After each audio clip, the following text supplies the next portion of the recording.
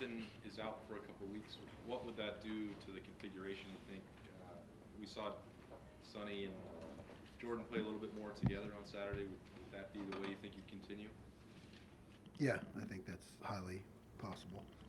What do you like about, or what concerns would you have either way, I guess, if pairing those two together? No concerns. I think they've both proven themselves in a lot of different dimensions, so I don't have any concerns about it. Far left, Nathan Barrett, Cleveland.com. When you guys were first looking at Davison from the portal, just what maybe jumped out at you immediately that this was somebody that you needed to pursue more? He's aggressive. He plays with confidence, gets his hands on people.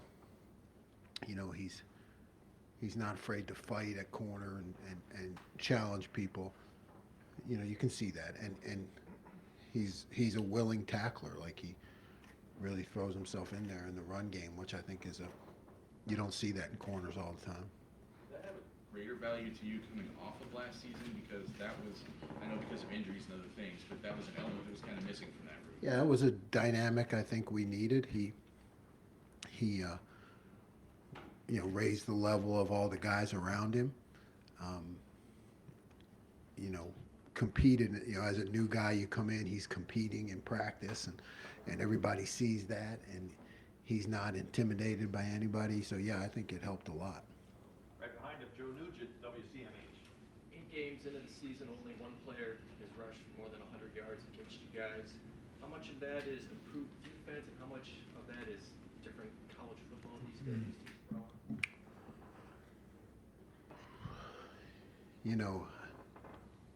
Our game is such a week-to-week thing, and you're just trying to get better all the time. And, I feel like it's improvement. I feel like it's confidence.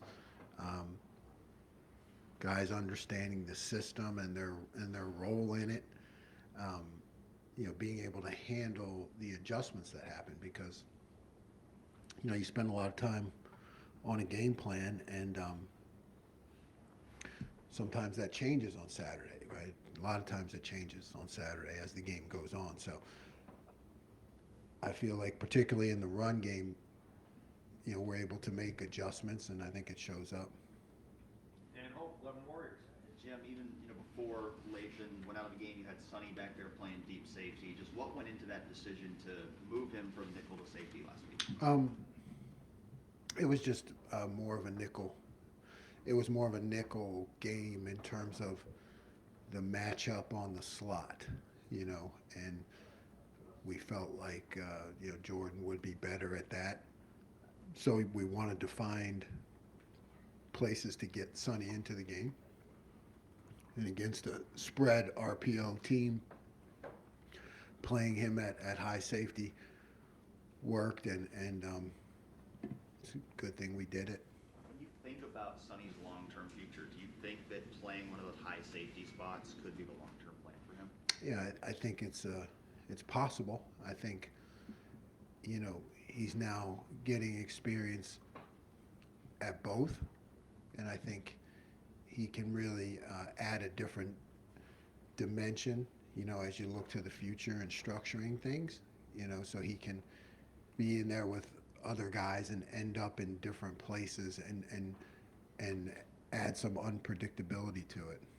Fourth row right, Andy Baxter and Letterman row. Jim, in terms of the run defense, Jack Sawyer seems like he's really stepped up the last few weeks in that regard. Is he someone that you kind of have to watch the game twice to really realize everything he's doing against the run? Yeah, I think so. I think anybody who's serious about watching the game and studying it, like I know you men and women are,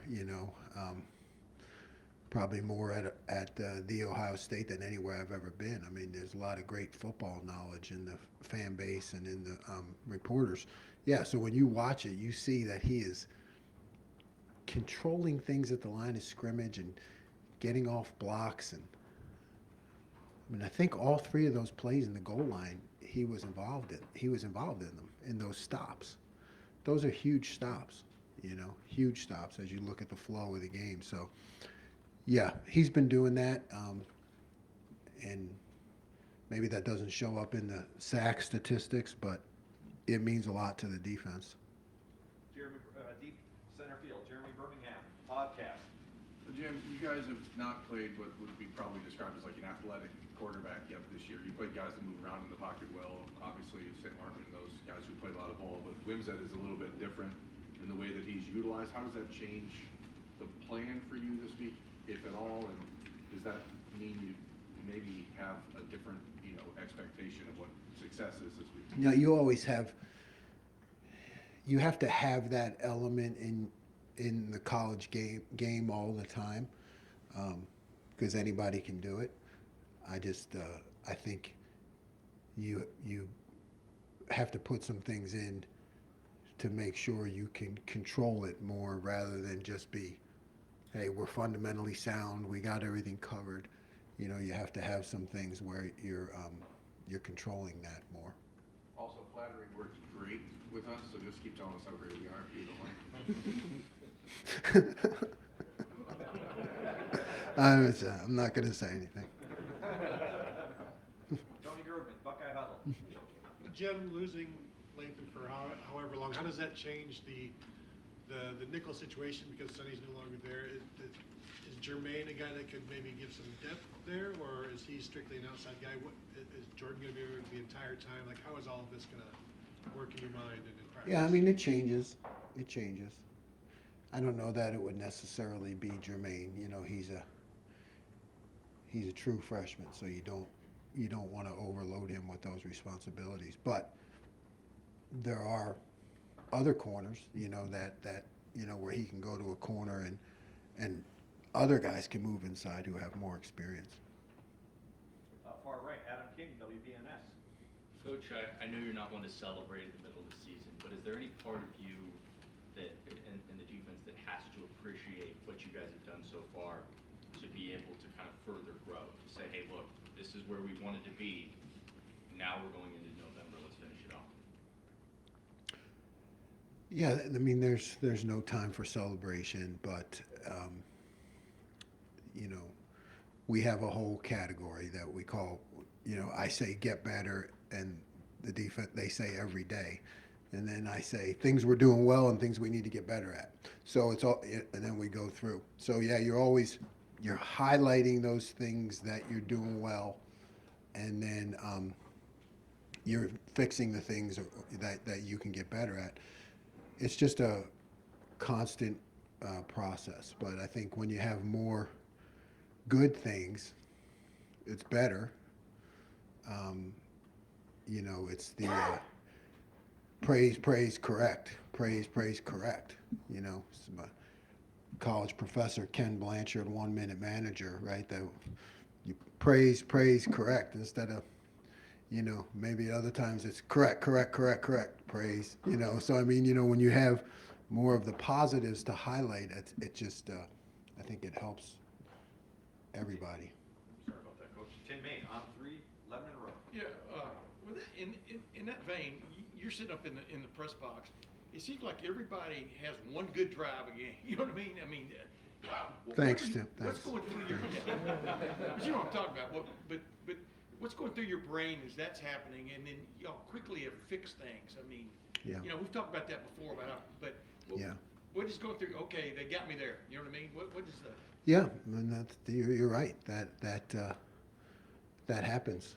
I don't like it, So you're just constantly trying to learn. Like the whole process of a game is really, as my job is to not celebrate the good plays or get too down about the bad ones. Right? You're just trying to process it and fix, or so.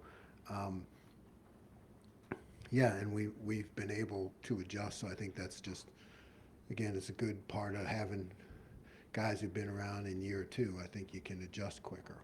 And one other quickie. You've been around the game for a long time. You played it and stuff. I played Division 68 though. Yeah, it was. Doesn't matter. You play. Yeah. Bottom line is, do you ever sit there and marvel at fellas who have the audacity or just the determination to just give it up and play this game at the level it has to be played at from a physical standpoint of, like JT Tuimoloau getting back in there after taking that little shot or whatever it was, I don't know. I guess what goes into a defensive player's mindset that makes him play full speed, knowing the consequences? Yeah, there's a toughness, obviously, that goes along with our sport.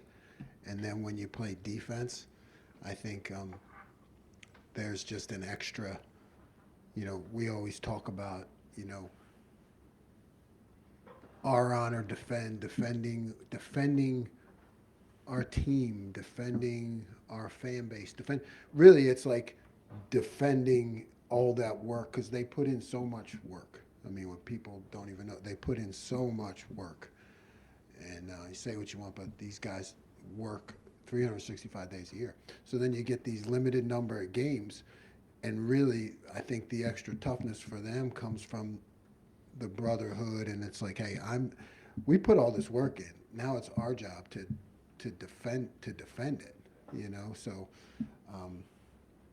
it's a tough man's game, no doubt. And I think on defense, you're, like I always say, joke with offensive coaches, you can't punt on defense. You can't say, hey, we don't want to play anymore. Can we get off the field? You can't do that. You have to stop them. That's what I tell them before every game is somebody has to make the tackle. Somebody has to put the other guy on the ground. And I think there's just a toughness that comes with that. Hey, Tommy's playing on the shovel pass. Was that just from what you watched on video? You saw it live. Watched on video. What does that just say about him? That was an amazing play. I mean, if you brilliant men and women of the media broke that play down, we actually did not hit the blitz right. If you watched it, we had two guys up the field. I think we had Caden and Jordan.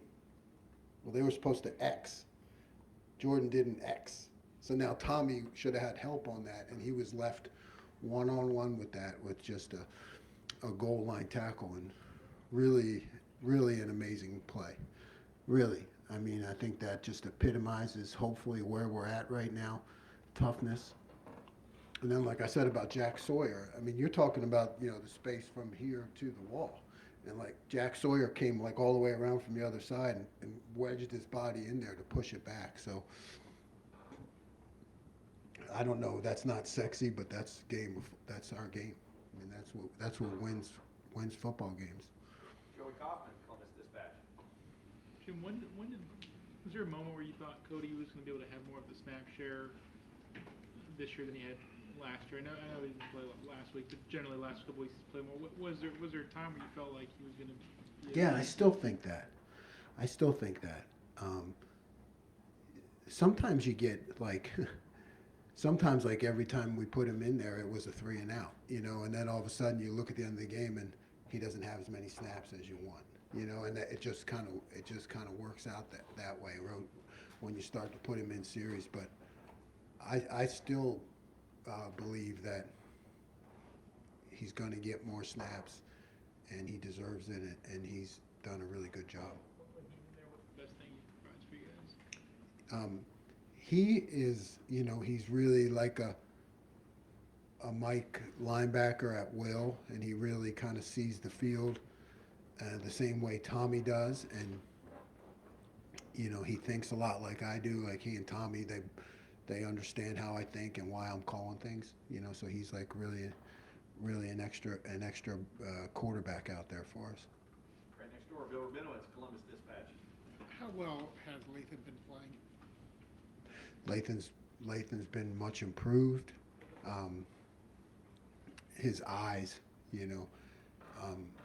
any issues he's had in the past, we call it eye discipline, just like seeing too much, and he's really started to I call it see a little to see a lot. Like, a lot of times at that safety position, you have to see just this, because that right there will tell you everything else that's going on. So yeah, he had really been improved. Yeah.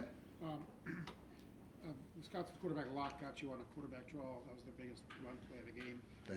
Thanks, Bill. You're welcome. I'm sure it surprised you because he's not really a runner. Wimsatt is. So how much of a challenge is he going to be? Yeah, definitely a challenge, and they're a team that likes to really control the ball, So you got to be very, very aware of that. You're right. That one was, when we review explosive plays, we have a category called defend explosives, right? I say defend explosives. They say 5 or less undefeated. So 5 or less explosive plays, we're going to win every game. But then I have to put them up there, and I have to talk about why they happened. So when that one came up, I had to say, okay, that's on me. Say that was my call was not good for that play. But with the guy we're facing this week, you have to be very aware of it. W.A. Maurice, Kings of Columbus. Cameron Martinez was in for a handful of snaps last game. I guess the dime look with 4 covered. How do you? We know sub packages are part of the deal, but just what's the process of when you decide to go to a look like that? When you decide to maybe stick with? Yeah, it's all matchups. It's all matchups. Trying to get the right matchups. Cam's been a guy who, hasn't been healthy. We're just trying to work him back in. We think he can help us in those situations when the offense puts a lot of speed on the field. And we talked about this a lot early in the season, but just the conversations you have with your defense now, maybe compared to a year ago, and in the spring and in the offseason, you were talking about like just that next level, that second year. Can you just describe a little bit like how they are maybe different right now compared to year one? Yeah, I don't know that the conversations are different. The expectations are different. I think that's where it all goes. It's all about the expectations. When you're just trying to learn things and, maybe trying to fake it until you make it, there's like a different feeling than whether you're going to stop them, that you expect to stop them, and here's why. So I just think the expectations are a lot different. And we'll wrap it up with Bill Landis, the podcast. Jim, the second down run stop that Hero made in the fourth quarter, I was surprised to kind of see him out there. I don't know if you were, but have you seen that coming for him? Like, that was a 7-point game. They're kind of near midfield, and a redshirt freshman who's hardly ever played makes a pretty big play there. That was a really good play. I'm glad you saw that. And yeah, we had been seeing that with Hero. Hero's been a guy that's been showing up in inside drill, and he's been, we've been working him in a lot in practice. And yeah, I was really pleased with that play. That was a good play. He beat the block and made the tackle. That's a big deal. And our defensive tackles have been doing that a lot more this year. Not just using up blocks, but actually beating the block and making the tackle. That's a big deal. And Hero is doing a nice job. All right, Coach, thank you very much. Thanks, Jim.